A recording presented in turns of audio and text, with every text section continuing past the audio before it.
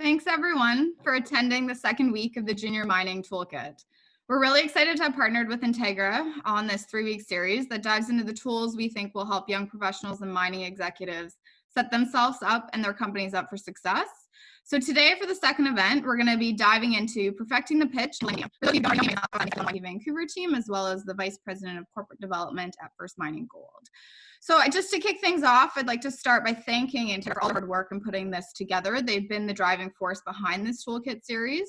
We're really fortunate to also have them as a regular sponsor and supporter. I'd like to thank our main sponsors, who have really possible. So Individualized, Jong, Gold, and also global sponsor. So quick thank you to the remaining Vancouver exec who work hard to regular communication and hassles. And also really a big thank you to both Steve and Josh for taking the time to put together these presentations and talk to you guys today. And Josh, there's a big thanks for all the hard work he's put into putting this entire series together. So before we kick things off, just please note that this webinar is provided for information purposes only. We will be recording, and we intend to only have the presenters on the recording, but you have all acknowledged by registering that there could be a chance of you showing up on the screen. It has not happened as of yet, thankfully. So the format for today will include a short presentation by each of Steve and Josh, and each of these segments will include a short Q&A, followed by a longer Q&A at the very end. We'll be running this event past the hour if there is interest and questions, and we really do encourage questions, so if you'd like to ask a question, please do so using the Q&A function at the bottom of your screen. The chat will also be open for participants to engage in discussion if they want to.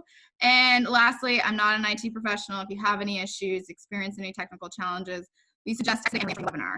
So with that, I'm going to pass it off to Josh actually to introduce Steve. All right, thanks Mal. Thanks YMP again for allowing, being so open to having Integra kind of put this series on in the toolkit. And I won't take up too much time because I know Steve's got a pretty exciting presentation. But I did start working for Steve in 2013 at Eldorado Gold. And it was quite an experience starting with such a small asset and then kind of building it to what it was. And I think a lot of really the success at Integra was the ability of Steve as well as George to be able to really perfect the pitch, to really sell and take a very complicated and times underground high-grade deposit and make it easy to understand. And so I certainly learned plenty from Steve over the years in how you pitch, how you read your audience. And I'm excited to hear what he has to say. As he's now moved on from the CEO of Integra Gold, he's the current chairman of Integra Resources, but has now the president and founder of VRIFY Technologies, which is a great tool that we use often at Integra to pitch our presentation, our project. And I know many other people on this line are familiar with it. So Steve, without further ado, please take it away. And you're muted. So yeah, there you go. Okay, thanks, Josh. Josh and I started working together at Integra Gold, not Eldorado Gold. That took place a few years later, but appreciate it. And thanks to Malin for YMP. Yeah, just for putting this on. There's so much content out there as far as webinars and everything else out there, and the YMP events that you continue to put together are just a phenomenal resource. I'm going to step right into it. I'm going to try and keep my presentation about 15 minutes or so. I've got about 10 slides to go through. So I will share my screen here. Okay, hopefully everybody can see that there. I wanted to start with this slide because you do not need me. I am by no means an expert at all the little kind of tips and everything else that you need to know from presenting. One thing I've learned, especially in this kind of transition that we've all taken into the virtual world, is the amount of online resources available for anyone who wants to kind of learn how to present and so on is essentially unlimited, almost overwhelming at times. So I am not here, and just to set the tone for this presentation, I'm going to try and be as specific as I can to mining mineral exploration presentations and little sort of intricacies and subtleties and things that I've learned in my time. The bulk of my experience giving the pitch is through Integra Gold, and kind of did the math on the back of sort of my 5 years at Integra Gold, and somewhere between about 3,000 and 4,000 pitches is where I ended up, and that was to kind of bankers, analysts, investors, and so on. So I've structured this presentation and these tips. I structured them very much as put yourself in the mindset of a one-on-one or a sort of a smaller meeting where your management team, you or maybe 2 or 3 of you from your management team are meeting with an institutional investor. An important part about pitching especially something that can be as complicated as mining, is just knowing your audience. So that is sort of the mindset I want to put ourselves in. So tip number one, and again, by no means is this complete. These are just the tools that apply for me. I think everybody out there, one thing I've learned with kind of giving the pitch is you have to learn and find your own way and your own cadence and so on. So number one I've got is know your audience. It might seem quite basic, but when I say do your homework, I mean do your homework on who you're meeting with. The best example I have is an executive from it's actually one of the big royalty companies, who told me once, whenever you met with Joe Wickwire, who is retired now, but is one of the big fund managers, he said, anytime you go into a meeting with Joe Wickwire, always make sure in the days leading up to it, you buy some stock, because the first thing he does going into any meeting is meeting each reports. And that's what I mean by knowing your audience. Don't know kind of where they're located and sort of just if they're investing in gold or silver or so on. Know the little intricacies that can make a big difference, because kind of you're able, with little tips like that, you're able to go into meetings and just kind of start one or two steps ahead. It's really important to know if you're meeting with a geologist versus an accountant versus an engineer versus someone who spent more time sort of on the buy side or the sell side or on the corporate side and so on. Number two, I think is really important, is just set the tone. Everyone has their own, for some it's humor, for some, well, I can't really get far past humor because that's sort of what I always tend to refer to, but I think it's really important to just set the tone and just show that you're a human, because, and I'll kind of get into this in my next point, it creates more of a conversation. It's not just a one-way blaring of a presentation. It creates a conversation that you can go ahead and you can build on as you go through it. In the last 2 years, I'm kind of, I don't want to say transition, but I'm spending more and more time with a technology company, still somewhat working with Josh and George and the team at Integra, have my hands in that, but most of the pitches I give these days are actually for a technology company. What I find when I go into a pitch is right out of the gate, I'll try and set the tone, and I'll try and, if it's a sales pitch, I'll try and remove the salesman, that sort of the salesman persona that you're automatically given. And I'll start with a really quick, subtle story about how we sold this little company for $600 million. And the bulk of our experience is on kind of the corporate side, giving the pitch in your chair as the executive, not sort of the tech service provider trying to make a buck off you. And just in that subtle sort of 30, 60 seconds, you can change the entire tone and how that meeting goes. Now, number three, presentation or conversation. It depends what you're looking for. Again, for this toolkit and the tips that I've learned, I prefer my own personal style. And again, everyone has to find their own. Much more conversational. It's one of the things I love about sort of using technology and using interactive components, because it allows you to sort of take the presentation wherever you need it to go. For me, I've always been a believer a presentation shouldn't be sort of step 1, step 2, step 3, step 4. It should almost be more like a hop on, hop off bus tour, where you have your plan and you have your route, but at any point in time, you might jump off and spend 50% of the time on one spot. What I found is if you don't ask questions, and preferably at the start, if you don't ask questions, you don't know where to take it. You don't know when to step off the bus and spend some time on the metallurgy or recoveries or cap structure or anything else. If you do ask questions and you ask them effectively, as you go through, what you'll find is you kind of make these almost micro adjustments, and whether it's kind of asking a question and watching the body language and how someone reacts to it. But as you make these micro adjustments, by the end of it, you ultimately give a very different presentation. And I've just found that not only does it make a more effective presentation, it also actually helps to start to build a rapport and a relationship. Maybe the world's changing, with precious metals have done really well in the last few months, but from everything I've learned, it's very much about relationships, and those are not kind of created in 1-hour meetings. Those take time and they take execution on the back of that. So again, by having more of a conversation and building that relationship and building that rapport, and then of course, kind of the obvious thing being coming back and actually delivering on what you said is very different. There's just standing there and kind of yelling at someone. Again, using this toolkit, I'm putting us in the setting of more the one-on-one meeting, whether it's in a boardroom or it's via Skype or Zoom or whatever it may be. That's very different if you're standing up in front of a crowd. You don't really have the ability to ask questions, and the Q&A period at the end of a presentation is not the same because you're not modifying your presentation as you go through it.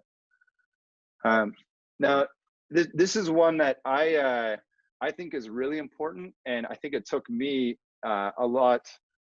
It took a few years to really figure this out, and I was really fortunate to work with George Salamist, who is a real mentor for me. But George is the executive chairman, and I was.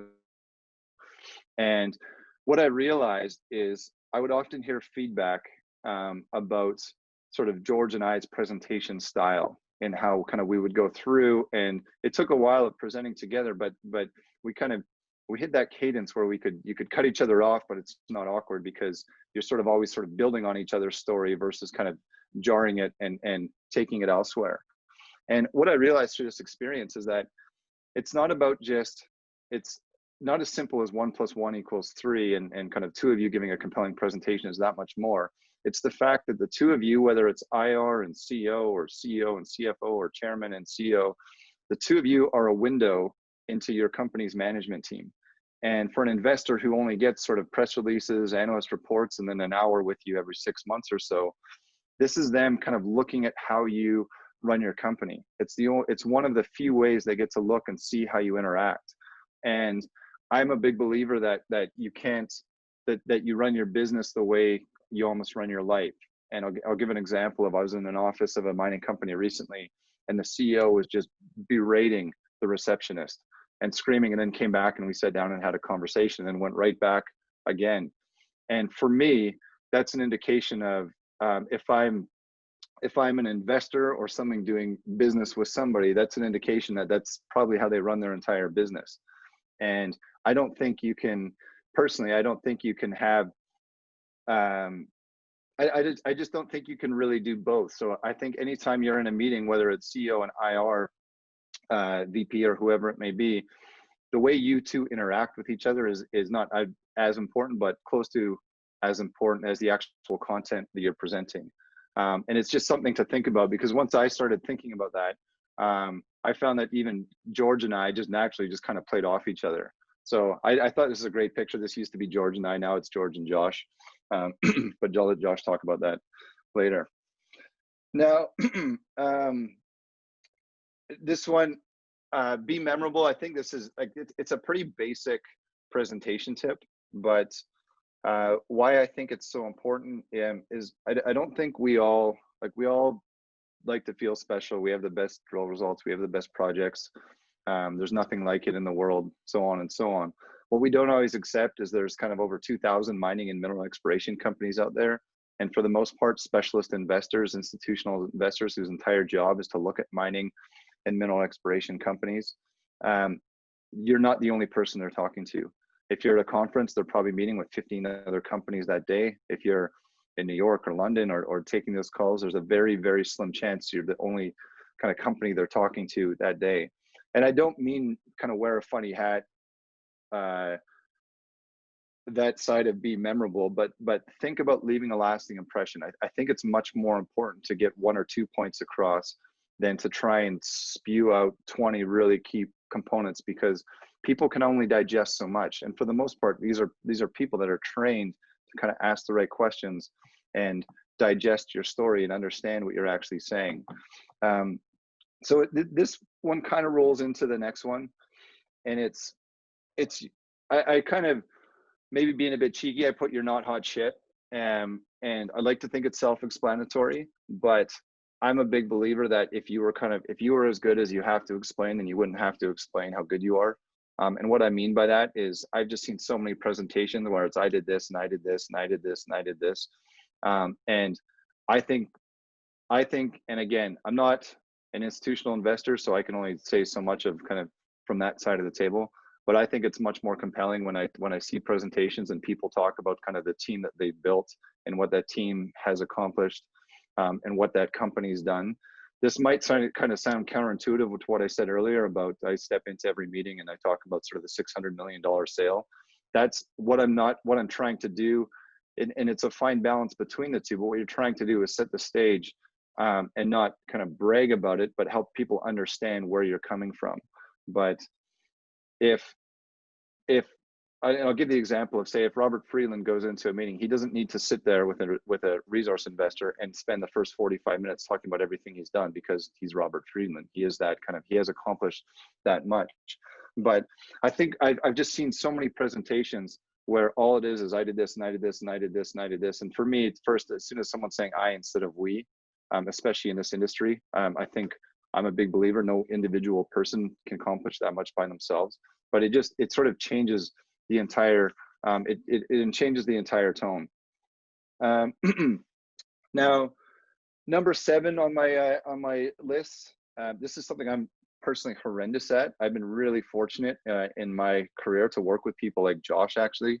I think Josh is one of the best, and actually some of the others, like John and Jong and Chris Gordon at Integra.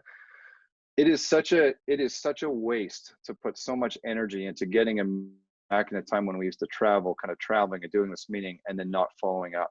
And oftentimes, especially if it's sell side or there's a salesperson or something that has set up that meeting, they're going to do the follow-up anyway, but there is nothing stopping you kind of from going and just following up with that individual. You might get different feedback than if it's filtered through an investment bank. Long term, if it's somebody you'd like invested in your company, it might take 3 or 4 meetings to actually get them across the line and invest. And you might be able to turn that into 1 or 2 meetings if kind of you start a regular cadence of back and forth and so on. I think one of the good things that's come out of this really tough market that we've all been through in the last 7 years is we've just learned it's not that easy. Kind of investors don't just fall off trees and kind of jump into our stocks, even though they some of them seem to be doing so right now.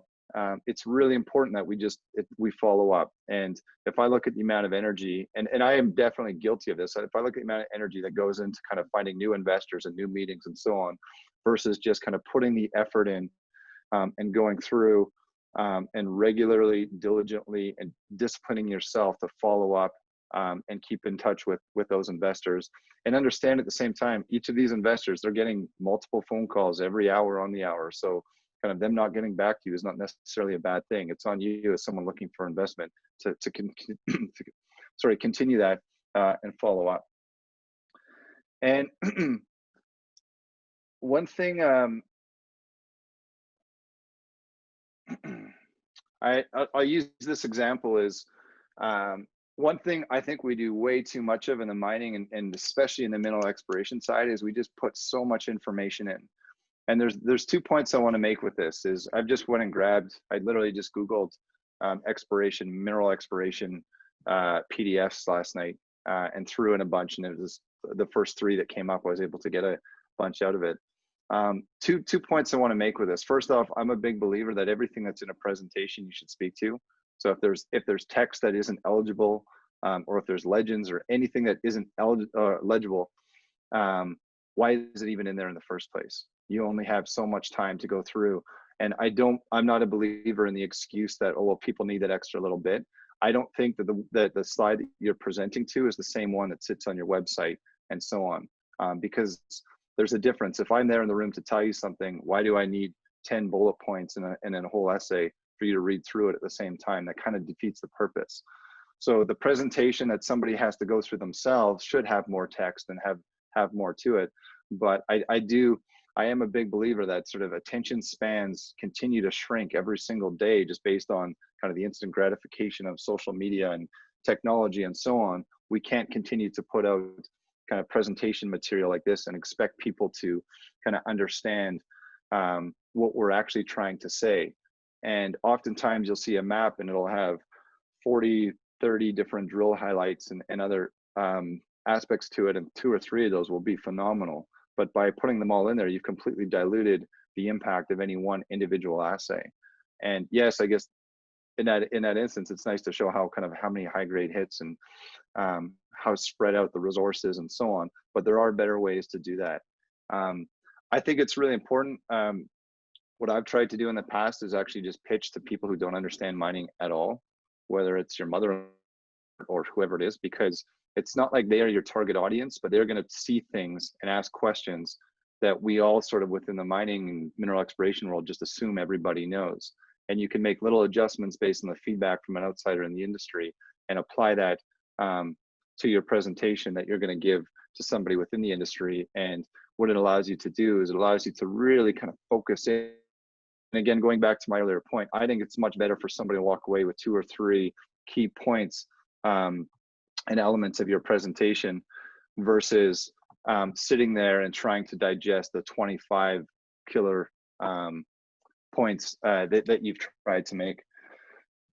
Number 9, and this is very much a shameless plug for VRIFY, but I am a big believer in it. It's kind of playing on that whole conversation versus presentation. I think interactive tools are the future of the presentation.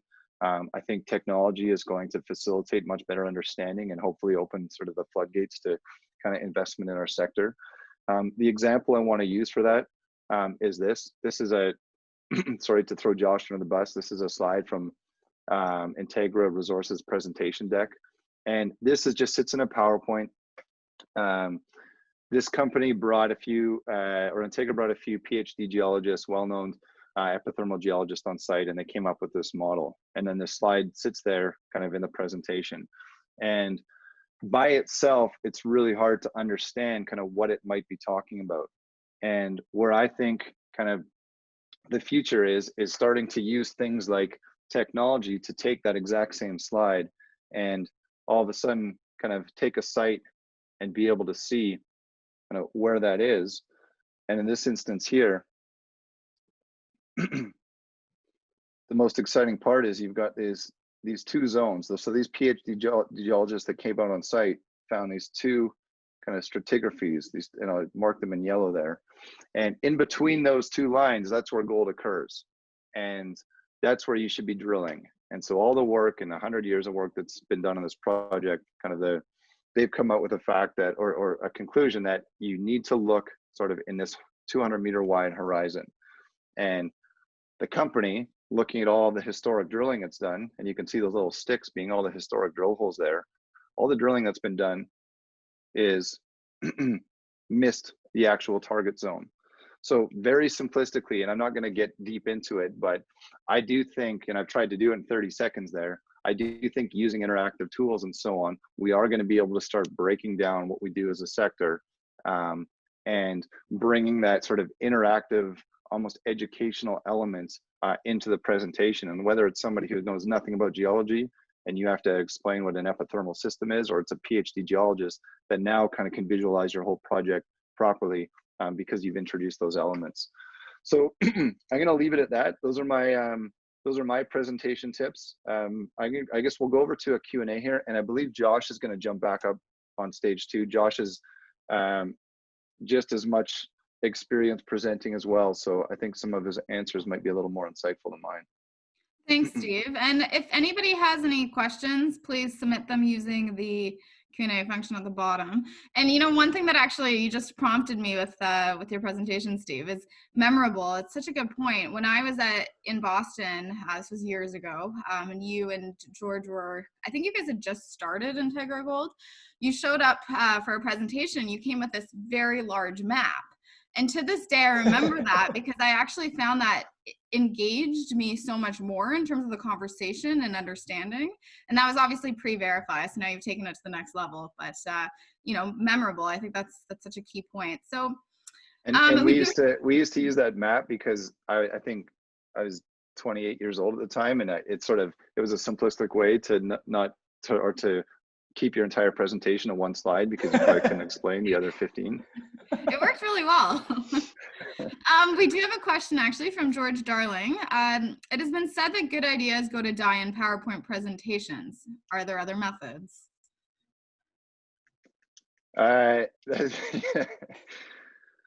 George Darling with the softball questions. So you know what? I'm a big believer that sort of we do our entire sector, our entire industry a disservice by taking sort of this phenomenal 3D kind of work and world and screenshotting it and putting it into PowerPoint. PowerPoint's a phenomenal tool, but we are not a 2-dimensional industry. So it's, and I don't even mean this as a plug for the 3D elements that VRIFY brings into it. Just if you are successful in kind of communicating in, be it 3D, and I know there's people who bring Leapfrog and others into meetings. If you can facilitate anyone who's been in a conversation where you can get your head around sort of a geological model, a three-dimensional geological model, that conversation is 10 times as powerful and productive and efficient. So I think PowerPoint's a great tool. I think PowerPoint's always going to be around. I think at some point you're probably going to see 3D elements brought into PowerPoint. One thing I've learned kind of moving over to the tech side, Keynote is 1,000 times better than PowerPoint in just creating a presentation. It's just easier. We just kind of, in the mining sector, continue to use PCs, but yeah, I'll put that plug in there for Keynote instead. Josh, I don't know if you have more on that one. Yeah, I would say, I think Sandstorm does a great job at using video. If you go over to their YouTube channel, they've got, videos that are longer on, how does a royalty company work?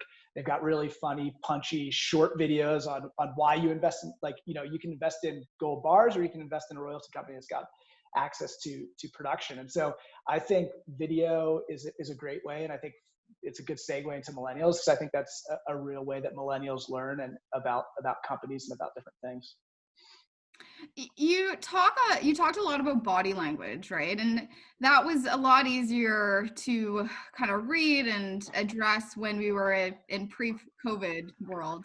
Now with everything virtual, I mean, do you have any, I guess, tips, or how have you been able to kind of take that advice and still use it despite having to do a lot of these things virtually now? So I'm it's a really good question. I was part of this discussion. It was about a month ago, and it was 6 Vancouver technology CEOs just talking about sort of a roundtable, who needs help, who's doing what, and one of them had just gone through a raise, and they'd raised money, and all the money had come from Silicon Valley investors and so on, but the entire thing was done virtual. And this is somebody who'd been in the sector for years and years, and one of the things he'd said about his experience in doing so, it was actually sometimes as personable as all the fundraising he's done in the past, because the difference is kind of, you fly, and we all do this in the mining sector, you fly down to Silicon Valley, you sit in a boardroom that sort of, you feel a little bit out of place and intimidated, and 6 people come in the room and pepper you with questions. Whereas this virtual world that we've kind of been inserted into, all of a sudden now, not only are you in the same position as the person across from you, because the pandemic, it's just changed the world we're in, we're all kind of in it together, but at the same time, you're in their home.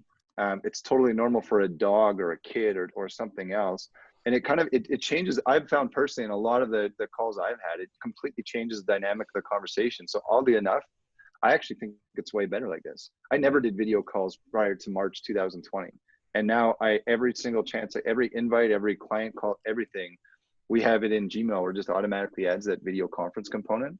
So I think I think it's not like we have to adjust much more. I think we've actually already done it. And Josh, I don't know if your experience has been any different, but I actually find it much more personal.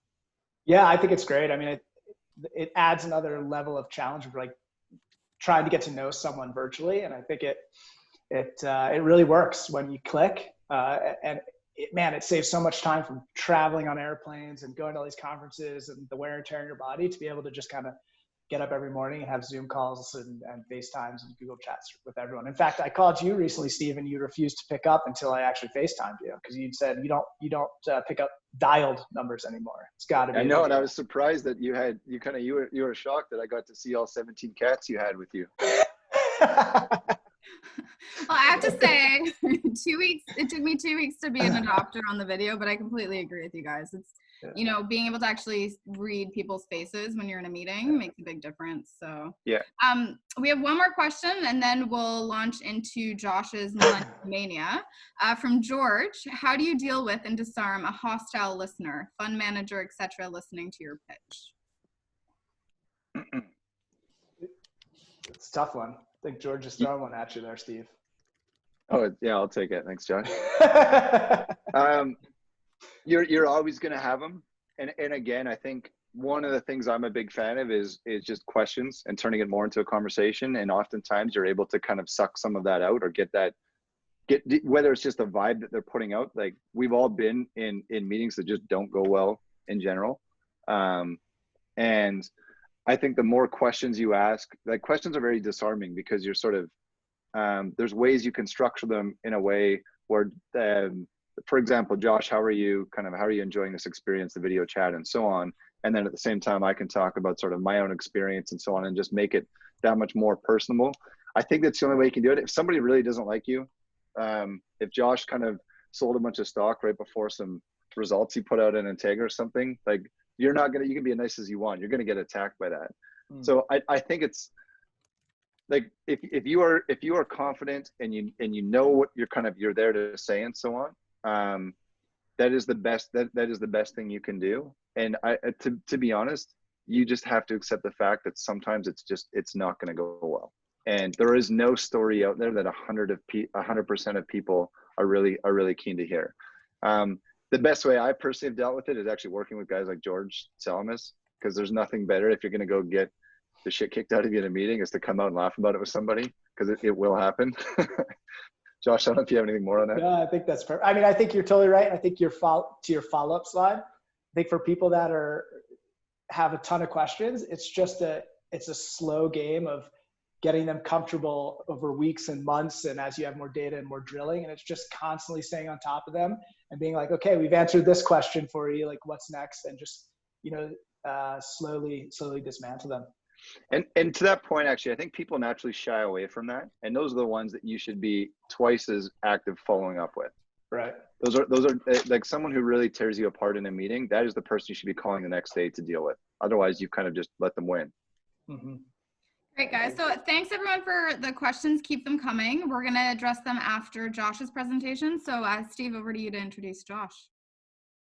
Okay, Josh is so about a year ago, Josh and I actually both gave a presentation at it was at AMEBC, and Josh spoke about millennials. And one thing I learned about that presentation and about Josh is when Josh prepares for a presentation, he is absolutely unstoppable. Josh is going to talk about millennials. Josh, actually, for those who don't know, Josh isn't even a millennial, so he's going to be lecturing that class. But I've had the pleasure of working with Josh for a few years at Integra Gold. Josh came from sort of his background was Citibank, not in the mining sector whatsoever, and then he moved to Vancouver. And just about all of us, our stories in the mining sector. His neighbor happened to work in the mining sector, and lo and behold, a few years later, we were working together at Integra Gold. The one story I'll share about Josh is when Josh first came to work for us, we were figuring out sort of kind of salary and all of that stuff. And I actually had just sold my truck that morning, so I had a big wad of cash with me. So I, as a joke, I thought it'd be funny to be like, Josh, I just need you to take this cash and go buy some shares of this company. And Josh, to his credit, actually took it. And I had to ask for it back. Anyway, Josh, I think I actually spoke to you a little bit about in my own presentation, but kind of Josh's best skill, and I think he's going to get into this, is actually just building relationships and kind of working with investors to communicate kind of the true value of what we do. So I will stop talking and hand it over to you, Josh. Thanks, You're Steve. VP of Corporate Development at Integra Resources. Thanks. Thanks, Steve. Appreciate that. And I will share my screen. As you gathered from the title of this, I'm going to talk a lot about millennials, and it's something that I've really become quite passionate about as a young person in mining. And though Steve actually looks older than me, he's actually younger, and we are both millennials. Though I slide in by the skin of my teeth as a 1981 baby. But that said, I certainly embrace the values that many millennials have. I love avocado toast and single origin coffee. So I really fit all of those check marks. But my talk today is really about why I think millennials get a bad rap and that mining does as well. And that, it's something that the mining companies are going to have to start thinking about attracting millennials as investors, employees, because there was a study done recently by the Society for Human Resources Management, so HR, and it focused on oil and gas and mining. And what they discovered was that 26% of the workforce in mining and oil and gas are over the age of 55, which means that in the next 10 to 20 years, there is going to be a flood of retirements. And of the HR professionals that they actually interviewed, they discovered that 35% view this aging population within the workforce as a crisis, and 22% see it as a major problem that we're going to have to address. And so, what does this mean for millennials? It means there is huge opportunity in mining, and it's really twofold. Mining needs to fill the existing roles that have always existed, finance, down to haul truck drivers. But it also needs to attract a new generation. It needs to compete with tech, because we need data scientists and we need robotic engineers and drone specialists. All of this new cool innovation and technology that's coming into the workspace needs to have the people there to support it. And so I think the first thing that we as miners need to do, to really understand how we attract millennials is we need to understand what millennials care about. And this is a fun format for me, because I've actually given this talk a few times, and it's not typically to, I know there's a bunch of millennials on the phone here, but normally the audience is quite large, largely comprised of older, of the generation before us. And so, I looked at what millennials cared about, and I broke it down to a few things. And actually, this is really based off of a Deloitte study that was done in 2019 about the millennial generation. Sorry, there we go. And so essentially, they broke it down into 3 areas. Millennials generally believe that more needs to be done to address the environmental and climate crisis. It's not something they think is coming down the road. They believe it's something that we're in now, and that government and corporations need to step up to lead and intervene. Secondly, they believe more needs to be done to tackle social progress and mobility. So, how do we move up within the workforce? How do we make sure we're inclusive and diverse? And thirdly, millennials believe business is out of step with their priorities. And this doesn't mean we all want ping pong tables and beer in the kitchen. It means that we want businesses that are focused on innovation, on the bettering of the planet, on enhancing livelihoods, and our communities. I mean, millennials as a generation are values driven. We seek truth. We're incredibly informed. We're willing to access information 24/7 from Twitter, from Reddit, wherever it may be. In the past, where things could be happening on the other side of the world and we wouldn't know about it, that's no longer the case. We are able to access information from all over the world at any time.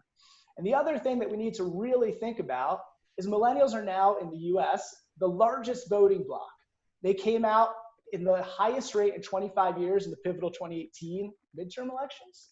And they are forecasted to come out in large numbers in November here in the States.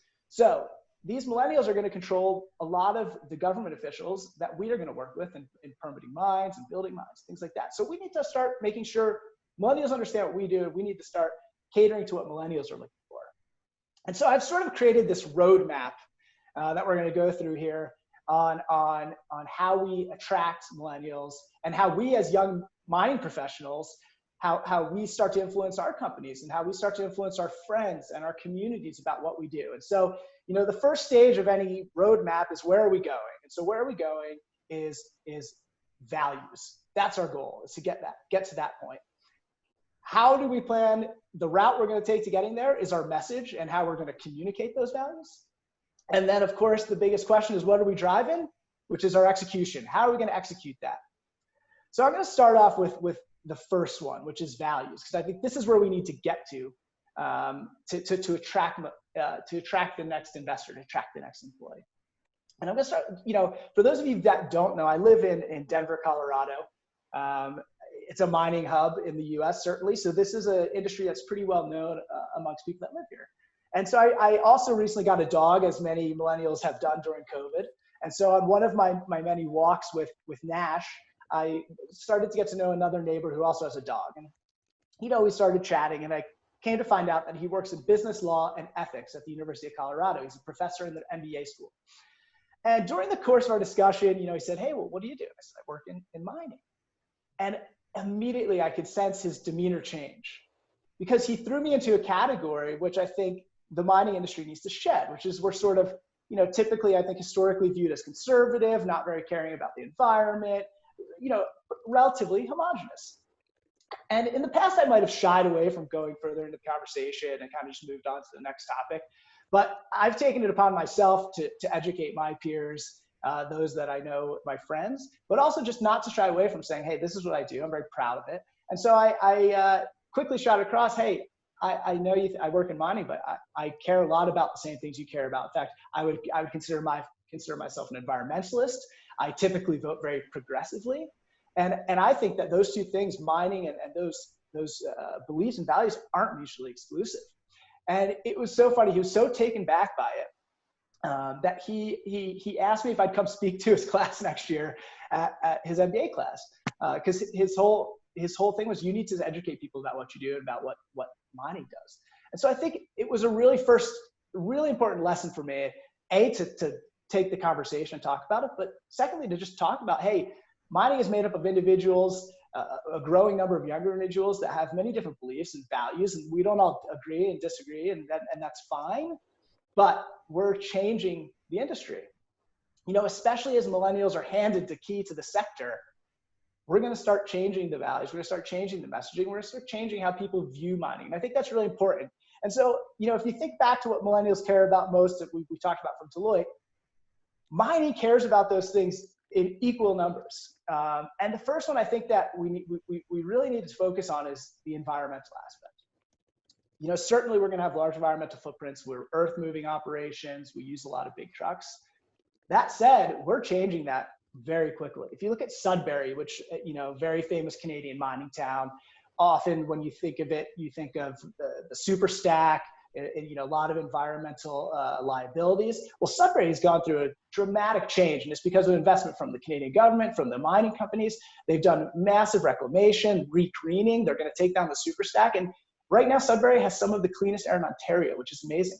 It's stuff that is mind-blowing, stuff we need to talk about.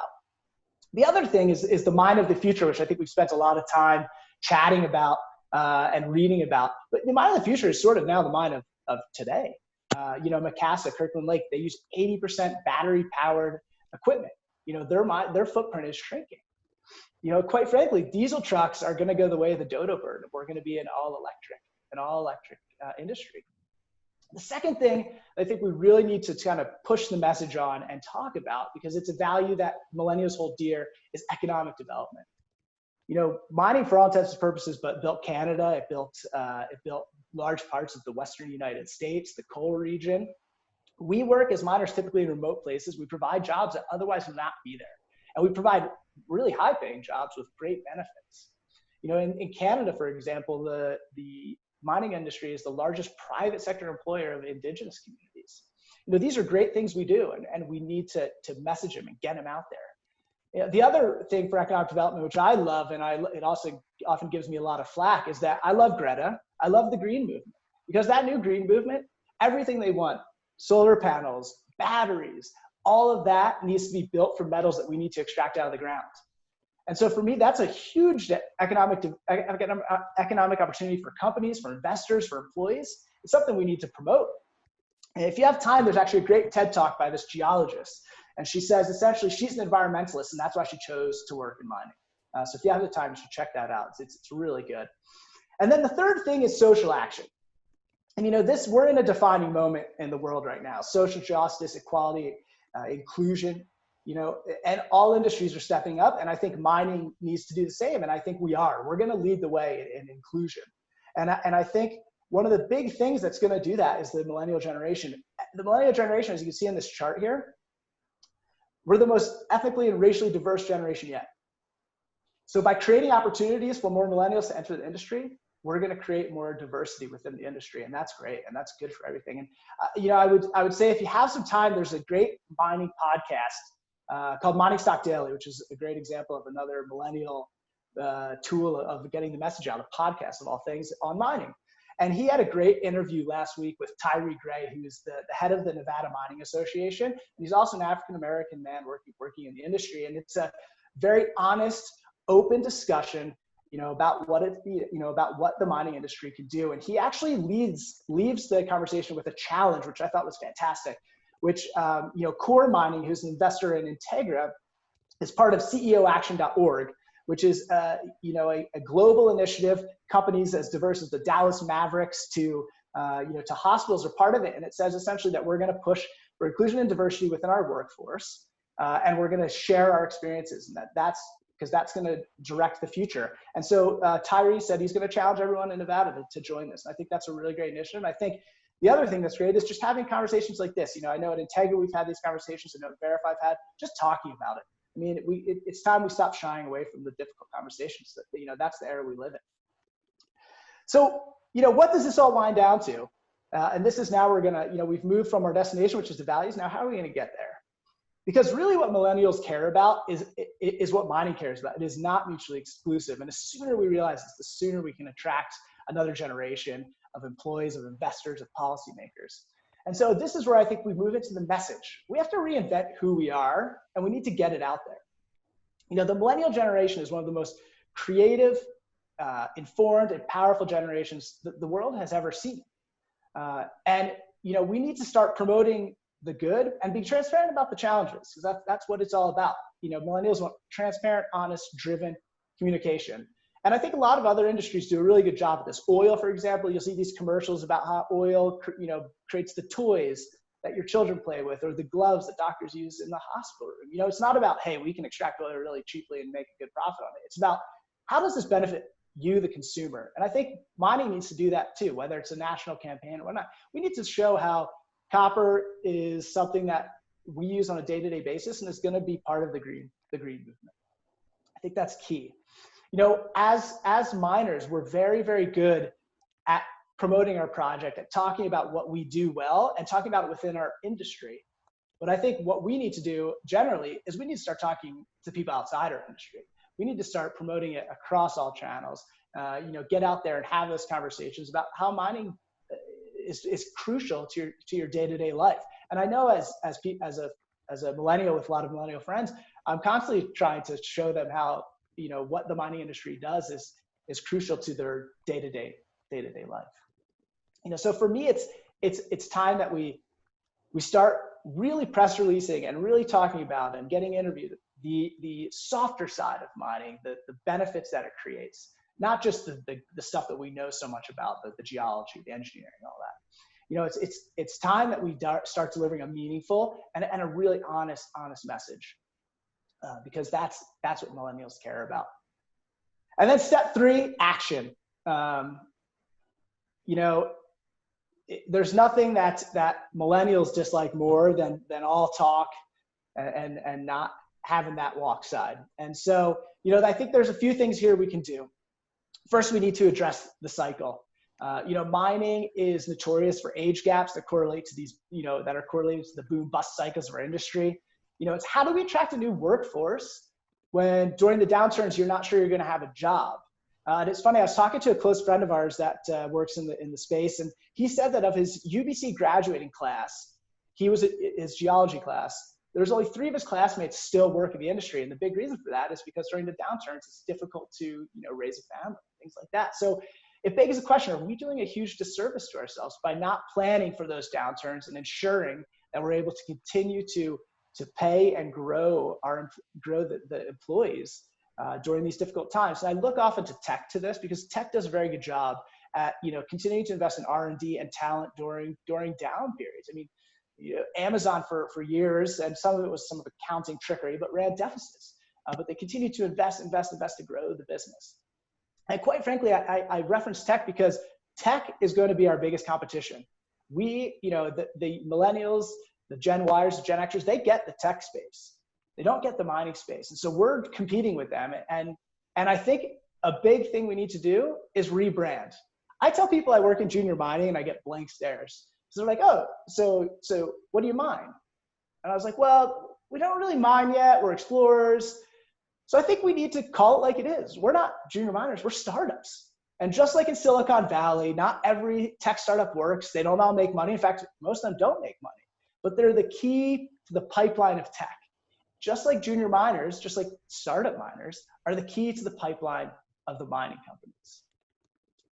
Second, we need to meet millennials where they are. And I know Steve talked about this, and VRIFY is a tool that we use. I haven't given a PDF presentation in a very, very long time. But we need to meet them where they meet. Millennials, like, they're all over social media, video, podcasts. We need to be experimental. We need to invest in it. It's not going to be cheap, but we need to start meeting millennials on their grounds, because that's where they're getting their news and information. No one's reading press releases. And I think the question previously is, one of the questions was, PowerPoints is where information goes. I think that's very true. It's time where we start thinking, how can we do this differently? And I did mention the Sandstorm videos, which I think are hilarious. And if we had a bit more time, I'd play one for you, because they're just really funny. And then third, we need to prioritize values-driven interaction. And values, I'm sure I've said multiple times here, but ESG has really become a part of the fabric of what we do. And it's not just a nice to have anymore. Environmental, social, corporate governance, it's what is driving mining companies' decisions. It's what's driving investing decisions. You're seeing BHP and Rio divest from coal. You're seeing the Norwegian sovereign fund divest from oil and gas. That's the way of the future. And for a millennial investor in particular, ESG is going to be a requirement. It's not going to be okay, I'm glad you're doing that. And, we're starting to put out this message of ESG, and I think we need to keep pushing it. The fourth thing is flexibility.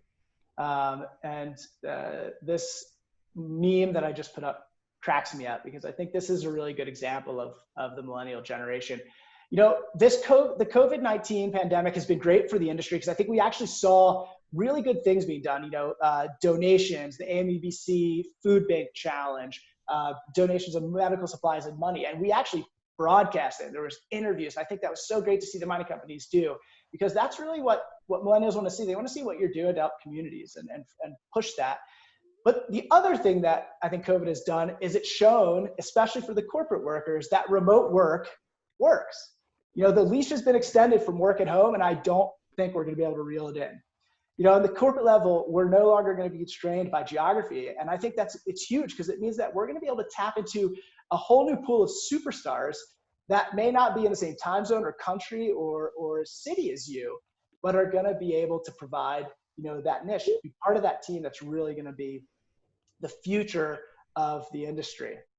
And so just to wrap it up, I think there's a few things that we can start doing today as young mining professionals in the industry, as future leaders, as companies, to start attracting the next generation, to get new employees. And then the first thing is hire the person, not the job. You can hire the perfect teammate. That's what you're looking for, the perfect contributor. They may not meet the job title you're looking for, but you can find a place for them elsewhere, and they can really start to contribute. And I think that's huge. It opens up so much new talent. Secondly, we need to connect the whole picture. Millennials want to know they're working for a company committed to things, like diversity and inclusion, and they want to know that their work is meaningful to their own lives, as well as to the company's bottom line and to the society in which it works. Third, we need to be present where millennials are present, social media. And we don't just need to broadcast, we need to listen. We need to see what they're posting. How do we pivot our messaging? How do we address their concerns? And fourth, we don't want to shy away from the difficult conversations. Just like I learned talking to my neighbor, it was a huge learning experience for me. I try to think every conversation I have is an opportunity to listen first and then educate secondly on what the mining sector is doing very, very well and why it's a great place to work. And I think that's when we start bringing in the next generation, or start growing the next generation of workers and investors in the space. And with that said, I'm done. So if you guys want to jump back in, Steve and now. Thanks, Josh. So I'll just kick things off with a question while Steve jumps back in. From William Seward, how do you get young investors to invest in companies and not just ETF or funds? Thanks for the easy question, Bill. I think it's a tough one. ETFs you've seen a lot of people go that way, but I think what we've seen in the markets recently, and you're seeing trade desks on banks start to really have a lot of action, because algorithms are having trouble dealing with the volatility currently. And I think, getting the story out there, getting the teams out there will start bringing people back into individual stock picking. But it's certainly not going to be an easy or a short road. It's going to take time. I don't know what do you think about that, Steve? Yeah, I agree with that. And I think the only difference is that you got to find yourself, companies need to find ways to differentiate themselves. To Josh's point, like if we can not only differentiate ourselves and move away from, I think, the traditional IR mindset of just meeting investors to more of something that's more like PR, like how do I get myself onto the news, and how do I create a brand and so on. If we can do that and have that kind of be alongside stock performance, because I don't think, like, at the same time you can have the best brand and be out there, people need to still be kind of making money on their investment. If we get those two things, then all of a sudden the ETFs, which are just going to follow the trends, are going to get blown away by sort of the much more exciting stocks. There's no, as most people probably on this call, you're watching this, you're engaged in this because you have some sort of role within the sector. There's nothing better than kind of thinking that you picked a stock, you saw something, and seeing that thing go up to 200-300%.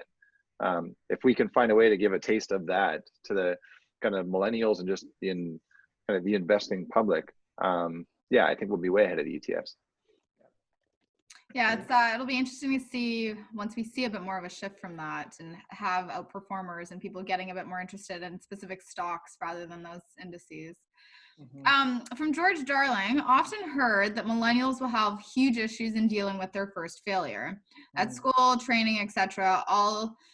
It's about no losers in those environments, and so it's now up to companies to retrain millennials for the realities of life. True? Thoughts on that?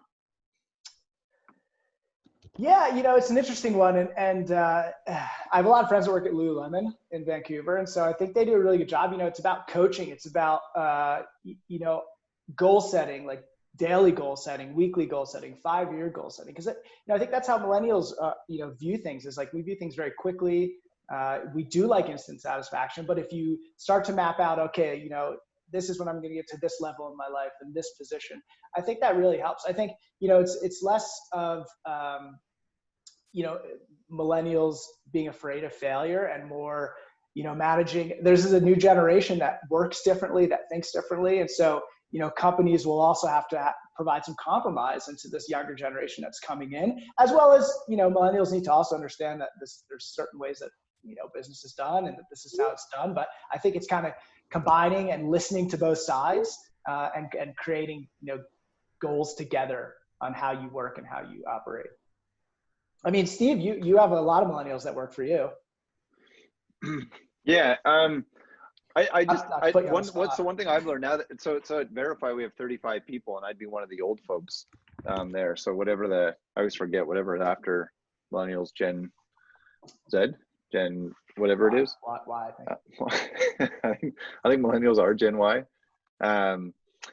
Yeah, I think what I've learned in this, in sort of working with a younger group, is that a lot of, I think, the stereotypes like that millennials are scared of failure and so on, a lot of those just aren't true as well.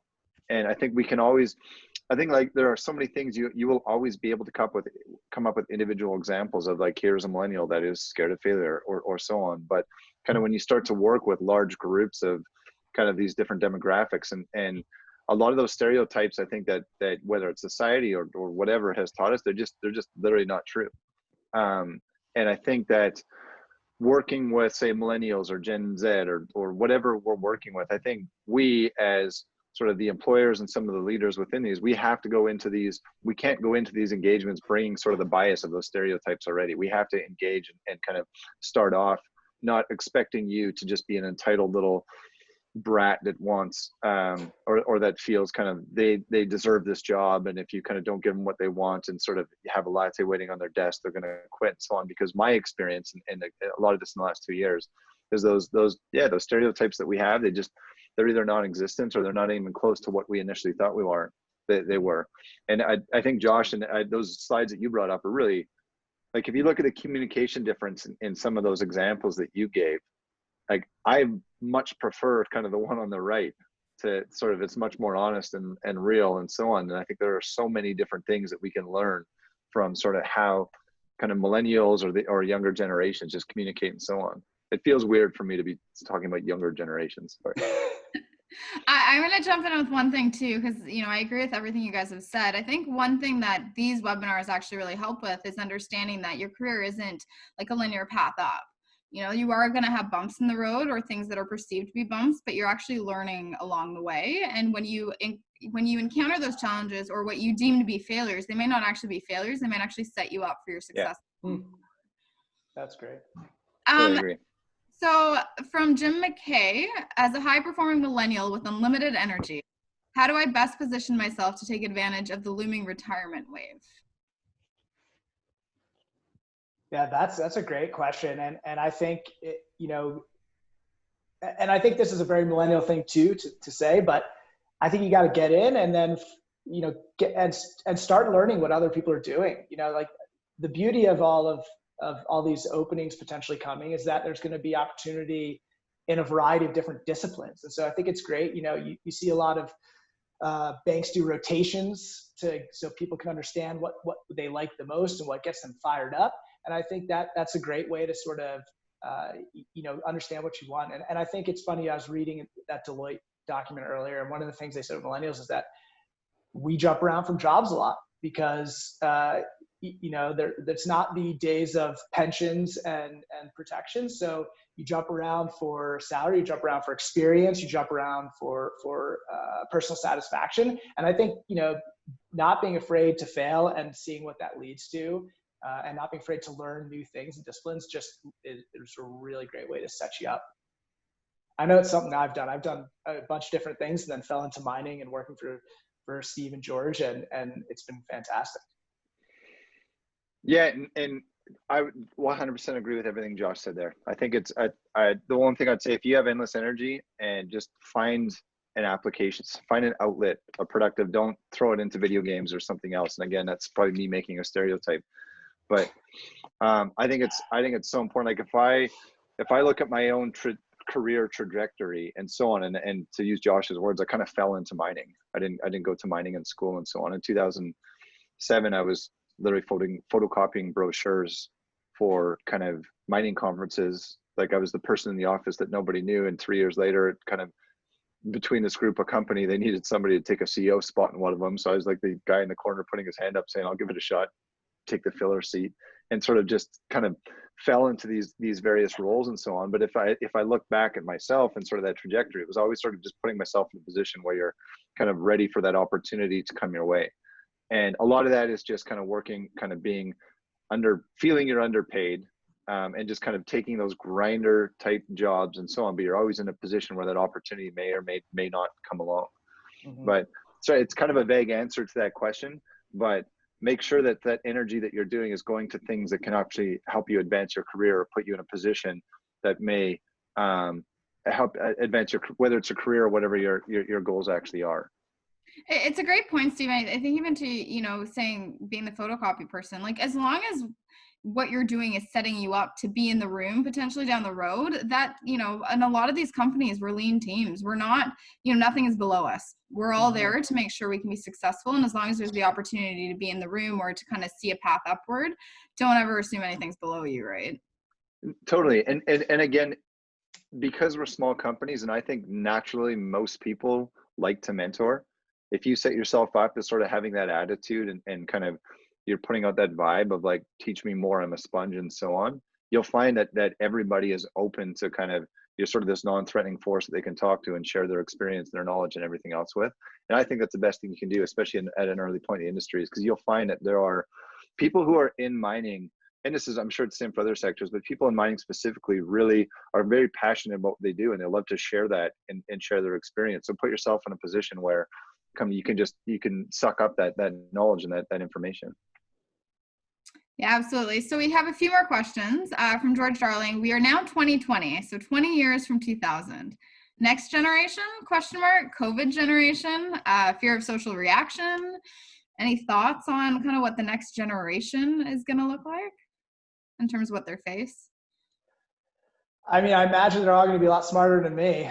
I mean, they're going to have so much more information at their fingertips. They're going to be so much more savvy on technology and on communication, on things like that. So, I think with every new generation, you get a new twist, and certainly, COVID will affect them definitely. I mean, it's a bizarre time to be graduating high school, be graduating college, or whatnot. But yeah, I mean, I think I welcome it.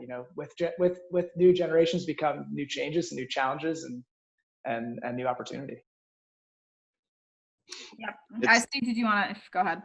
Yeah, the only thing I'll add to that is, so I have three young daughters, a 1-year-old, a 3-year-old, and a 5-year-old. And I often look at my 5-year-old and kind of going through this experience where kind of March was like, don't touch anything. It's made of lava.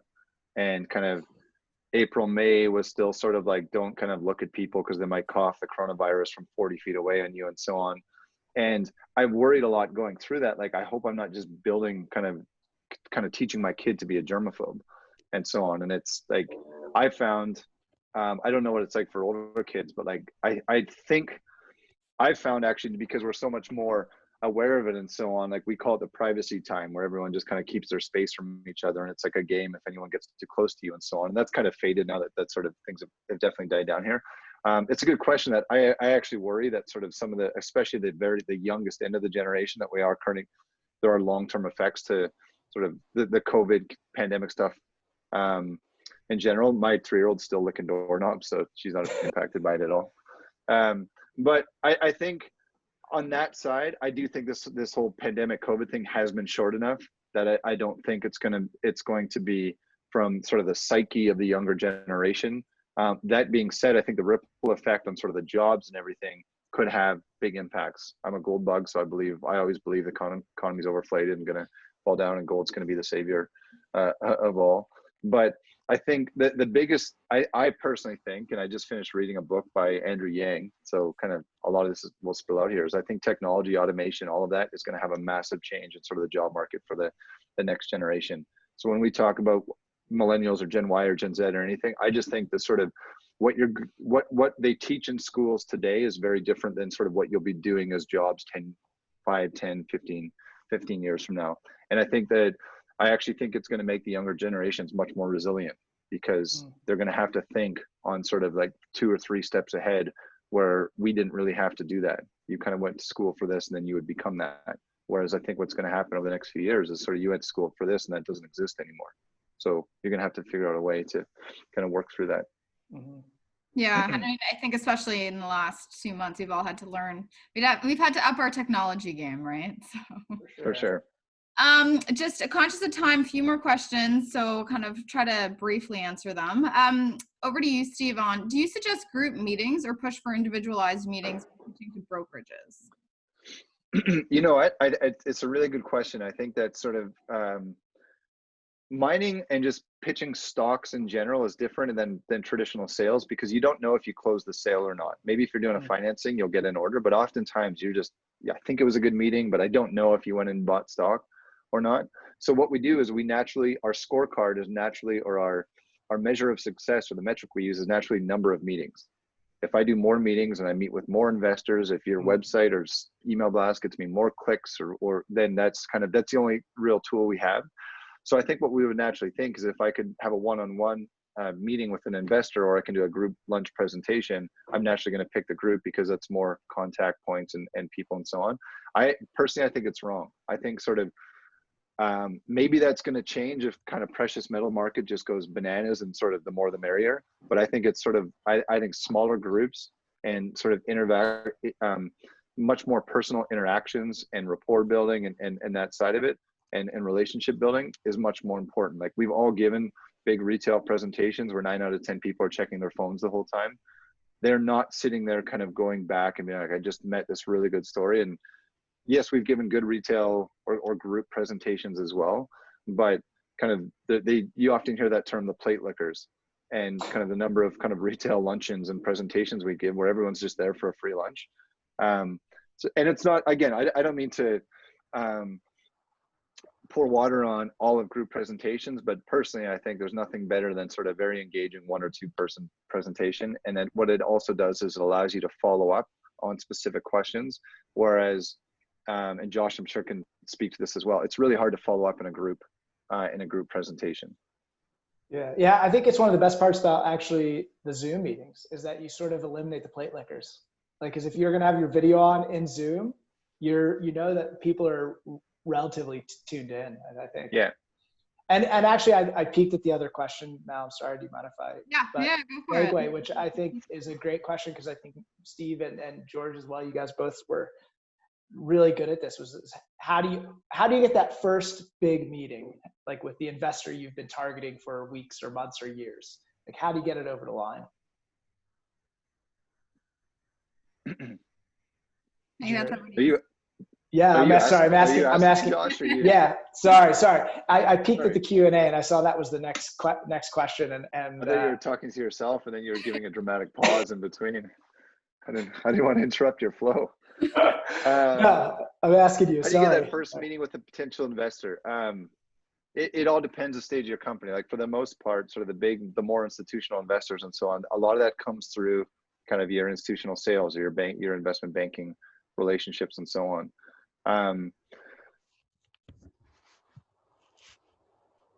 Yeah, it's so there are so many different ways that can come in, but I think the best way to get that meeting with that big investor is to have a real story. It's to have kind of real results, something that people like. The thing is, there is no shortage. There will never be any shortage in this sector.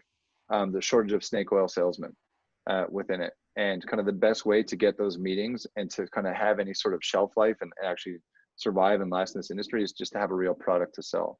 Yeah. So there are probably a bunch of tools and kind of different email techniques or times to call or other things like that. I have no idea what those are. I think it really is kind of focused on kind of having a good story and a really good communication plan, and that's sort of articulating that in press releases and how that information gets out.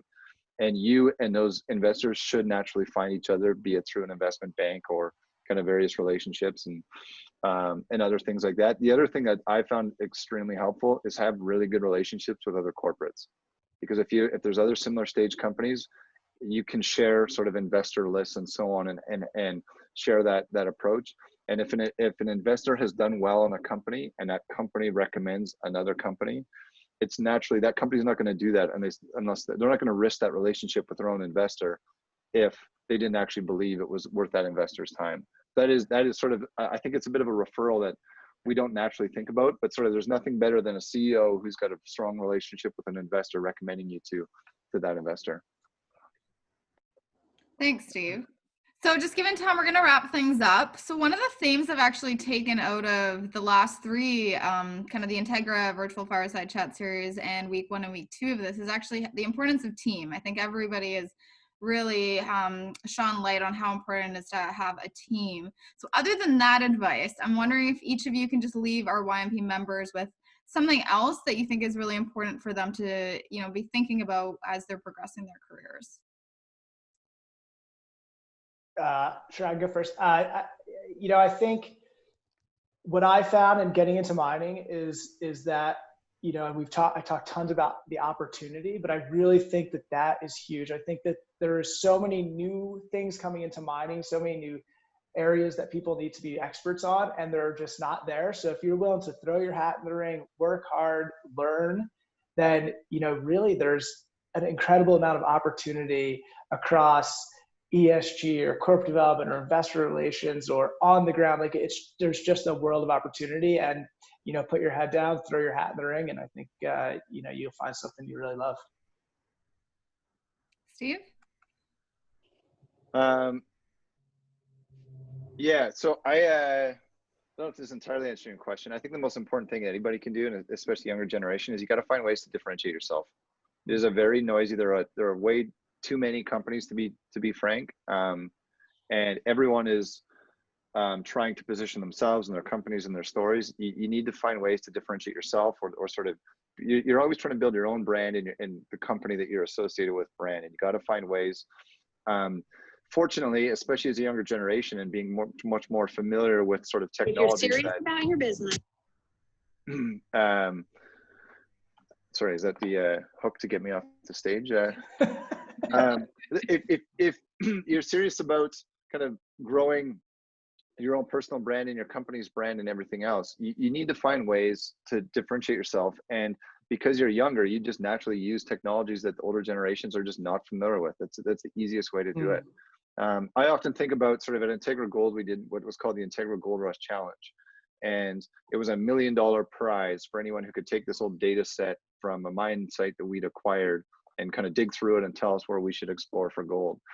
And more than anything else, like we ultimately went through a sale and sold our company. Today, people still bring up the Integra Gold Rush Challenge.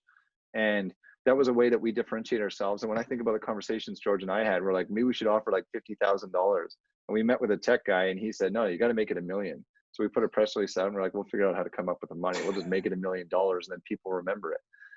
And that's sort of it. To me, it's a good example of, it's a way that we were able to differentiate ourselves. So that's sort of, I think as a younger person in the industry, you might not be in a role where you can just say, hey, well, I'll just give $1 million and so on. It doesn't always work like that, but just find those ways to kind of leverage your knowledge of technology and your way of thinking, use that to your advantage and differentiate yourselves. And all of a sudden you'll naturally be climbing sort of, maybe not the individual company ladder, but the sort of the industry ladder.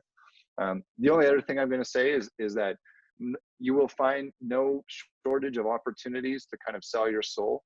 And your reputation is the most important thing you can have in this sector. And other people might not agree with that. There's lots of ways you can make tons of money. If that's your entire objective, great. But I truly believe that sort of your reputation is the most important thing. And don't ever kind of, and you will come across opportunities to do that. Do not sell that for $1, because kind of you'll be paying that for years afterwards. Yeah, extremely important advice. Yeah, that's great advice. So thank you both so much for taking the time to, chat today and offer your advice to everybody. And I'm just going to pass it off to Josh to conclude and do a bit of an intro to week 3 that's happening next week. Yeah, thanks so much. Thanks, Steve, for joining. Thanks, Mel. Thanks again for organizing. And I apologize for my delays in getting you a lot of information over the last couple of weeks. But so next week is the last week of the Toolkit. I've nicknamed it the heartbeat of the company because I really think it's a crucial part of what drives junior mining companies, and that's the board. And how do you get on boards? What's the board's role? And Andre Saint-Germain, who's on a bunch of fantastic boards and has been through so many M&A transactions in the recent years. It's amazing. She's going to really talk about statistics she's seeing. How do you get on your first board? How do you land that first board position and be a board member? And then we're going to take that into ESG. And I mentioned it in my chat, but ESG is becoming crucial to the industry. And I think it's often overlooked on the junior mining side, on the startup mining side, if you will. And in our experience in Integra, you can never start ESG too early, and that you can really get a lot of bang for your buck by just engaging the community early, doing initiatives early. And so Mark Stockton, who works for Integra and also at Integra Gold, is going to talk about, the value of starting ESG early, from, his experience in Val-d'Or, Quebec, to our experiences down in Idaho. And so we all look forward to seeing you next week for the wrap-up session of the Junior Mining Toolkit. So thanks so much. Have a good evening, and appreciate y'all staying on a little later tonight.